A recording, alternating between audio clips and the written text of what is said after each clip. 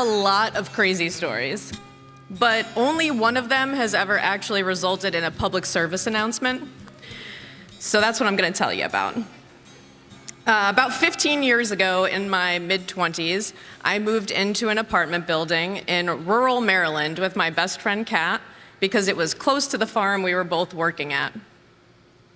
And you could tell that this was originally just one big house, and the landlord had split it up in the most bizarre possible way. So on one half of the house, there was an upstairs apartment and a downstairs apartment, and on the other half of the house, it was like a duplex, so it was two side-by-side apartments that had an upstairs and a downstairs. We were located on a road where we were on a 25-mile-an-hour bend in the road, and we had one neighbor that was right across the street. Other than that, there was a rodeo down the road that we could see the arena lights during rodeo season, and a lot of cows and crops, and you could hear the faint hum of the cement factory all the time in the background. So we would often escape to our friend's apartment in Frederick, Maryland, so that we could be a part of civilization for a part of the time. And we had been out that night with our friends in their apartment and come home fairly early because we both had to work early at the farm. So we came home around, a little bit after 10 o'clock that night, and we did what any 20-something girls would do at that point in time, which is sit down and get cozy on our couch to watch the episode of American Idol that we had recorded earlier and done everything in our power to not see the results of until we could actually watch it. So we're sitting there, riveted, and waiting to see who they're going to kick off this week. And just before they're about to announce who's going to get cut, bang! Everything in the house jumps 3 inches. All of our pictures go cockeyed, and the power goes completely out. And we just look at each other like, dude, what happened? And she looks at me and she goes, I don't know, dude, what happened? And it sounded like an SNL skit, poorly done, where we just kept asking each other, I don't know, what happened? So we run over to our window and we look out, and it's pitch black, and now we have no power. So we're craning our heads around from our second-story window, trying to see if we can see what's going on, and we couldn't tell. So we run around the side of our building, out onto our porch, and we get out there just in time to see the transformer on the pole across the street explode and catch fire, with a bunch of live wires that are dancing across the entrance to our parking lot. Still, we really have no idea what's happened, and it appears that we have a river now running down the road in front of our house. So I'm really good in other people's emergencies, but really bad in my own personal emergencies. So I whip my cell phone out and I dial 911, and I get on the phone to the operator. She picks up and I go, oh my God, it's bad and we don't know what happened. Can you just send everyone?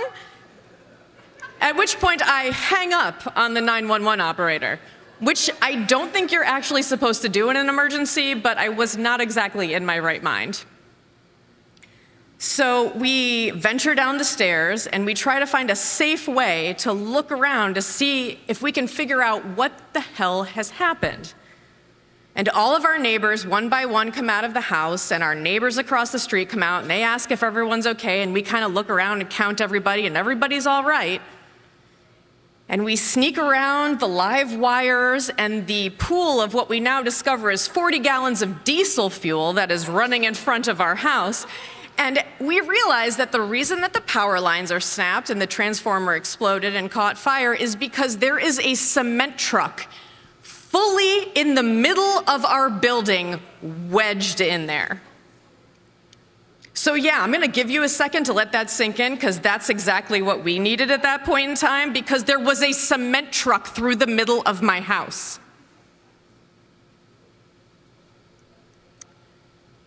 So we do what any 20-something girls would do at that point, which is we pop the tailgate of my friend's Honda Civic hatchback, and we sit on it so that we can call our parents, neither of which lives anywhere near us at this point in time.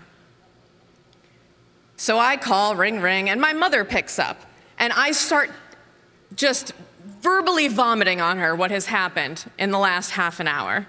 And she is not giving me the response for the words that are coming out of my mouth that I would have expected, because she is inherently a very, very worrisome person.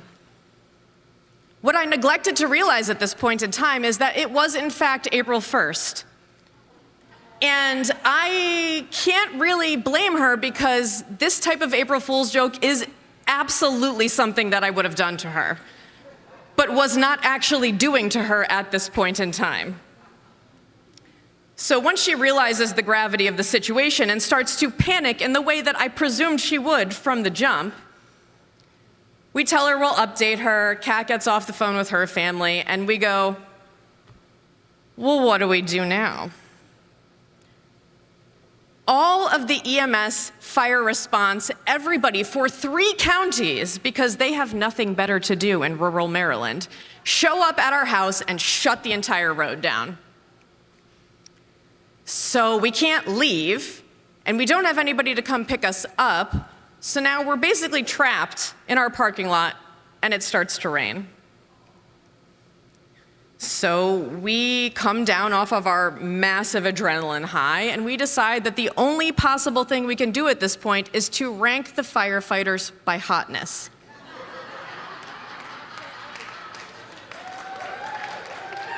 There were some really hot firefighters. 3 counties.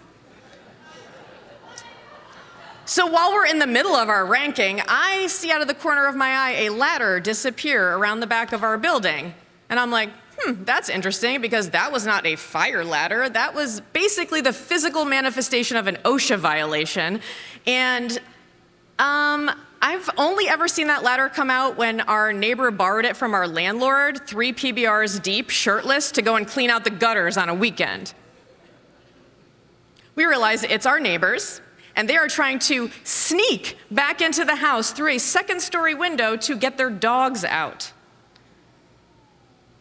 Now, mind you, their building part is the part that got hit the hardest. They have a gaping hole in the 1st floor of their unit, and we've been told, we don't know if it's safe to go inside. And these people thought, hey, we should take a rickety ladder and try to go through a 2nd-story window in a house that's possibly crumbling to extract our dogs. So the 3rd hottest firefighter gets posted up in the back to make sure that they don't do it again, and they do it again and then get yelled at again. We're now like 4 or 5 hours post-accident, and they finally tell us that we can go back inside to get our dogs, to let them out, to get any belongings we want to get, because pretty much all of us ran out violently when it happened and haven't had a chance to go back inside. And they're telling us, well, we're working on the logistics of pulling the trailer out of the middle of your building, and we're not sure the integrity of the building will stand once we pull it out, so if you want anything, you should go get it now. Okay. So we go back inside, and we do, again, what 20-something girls should do in this. And we get a pack of cigarettes, a couple of beers, and then we proceed to hit the deck to our stomachs on the floor of our living room so we can get a little anxiety relief, if you know what I'm saying. Which is really smart, considering there's 3 counties worth of police right outside of our window. So we gather our few things and our dogs, and we go back outside, and they tell us, okay, I hope you're good, because it's gonna be at least a couple of hours before we clear the scene. Okay, fine. Everybody else that was in that building got picked up by a friend or a family member so that they could go somewhere for the evening. But us, being 2 girls with 2 dogs, 2 cats, 2 mice, and a Quaker parrot, we had nowhere to go, so we were being held hostage, basically, in our parking lot until they decided that we could get our vehicles out. So while we're waiting in the parking lot, we're just kind of looking at each other a lot. Did I mention this was a powdered cement truck? So as the drizzle comes down, everything's getting covered in a thin film of cement as time goes on. Around the time the sun comes up, the firefighters have taken pity on us because we are the only ones spending an entire night in our parking lot on the hatchback portion of a Honda Civic. So they go around the corner to the gas station, and they get us the biggest coffee they serve, which is a 64-ounce coffee. Think about that for a second. 64 ounces of caffeine for two 20-somethings that are like a little drunk, a little high, and haven't slept all night. And I like coffee, so I'm sipping mine. But Kat loves coffee. And she downs her entire cup in approximately 5 minutes. She finishes it just in time for the news crews to roll in to take our statements on what has happened. So in all of her coked up cheerleader glory, she gets on the local news and proceeds to tell them, like, oh my God, you guys, there was this truck and it hit our house and then this transformer caught fire and it was like blind panic. And then she smiles into the camera. I really wish that link was not expired because it is one of the funniest things that I've ever seen in my entire life to this day. So the news crews leave, and they finally decide we're ready to clear the scene. All the debris is up, they're bringing in another truck, and they bring in a truck that I could only describe as a transformer. So Optimus Prime pulls in, and 4 hydraulic stands later, pulls the trailer out of the middle of our building, which miraculously stays standing. And they tell us, okay, we got the power company out to pull all the live wires, and there's no more truck in the middle of your building, so we've deemed it safe for you guys to go back inside, so you're just gonna need to follow up with your landlord. So we did.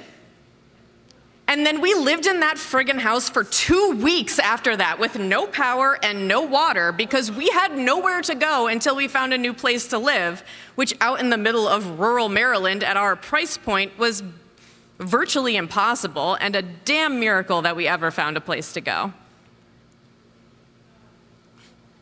Several years later, Kat and I ventured back to that area to go and visit some friends after moving away. And as we were driving through the area, we saw there was a new construction that had a chain link fence around it. In the middle of that chain link fence was a giant vinyl poster in all of its glory saying in giant red letters, "Help wanted, fire, EMS, police, first responders," and was just a giant picture of the front of our house from that day, with the truck still firmly wedged into the middle of it. It has become a story that gets more fun to tell the further you get away from it, when there's no more adrenaline or panic or wondering what the hell's gonna happen next. And at least now, when we speak about it to our friends or use the phrase, "I feel like I've been hit by a truck," everybody knows we know exactly what we are talking about. Thank you. Bad days made 100 good stories. 100 good stories make me interesting at parties.